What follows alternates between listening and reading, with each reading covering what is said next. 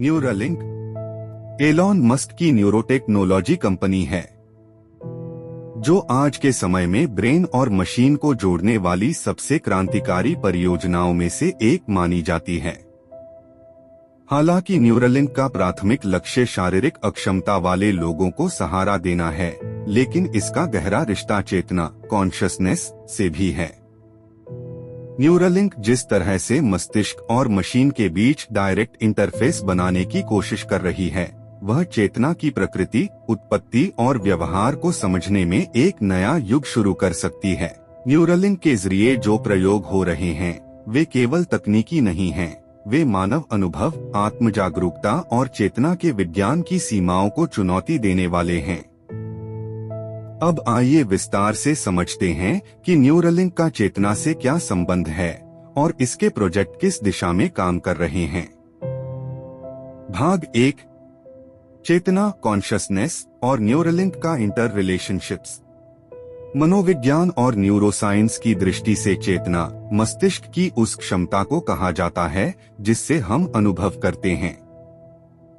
देखना, सोचना, महसूस करना, निर्णय लेना और आत्मचिंतन करना।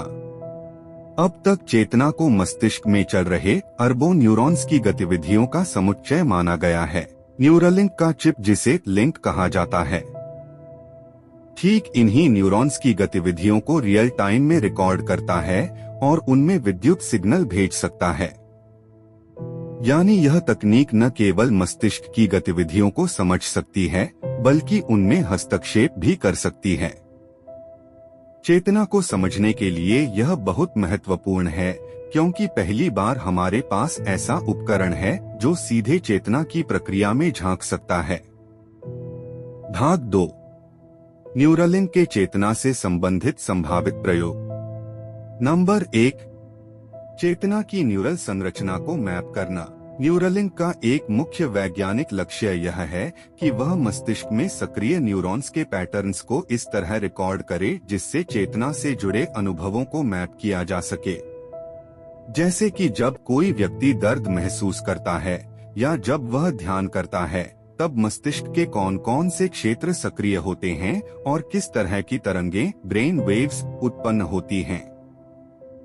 इससे चेतना की सब्जेक्टिव एक्सपीरियंस को ऑब्जेक्टिव डेटा में बदला जा सकता है। नंबर 2, स्मृति और आत्मचेतना पर प्रभाव। स्मृति चेतना का एक अभिन्न हिस्सा है। न्यूरालिंक यह प्रयोग कर रही है कि क्या किसी व्यक्ति की यादों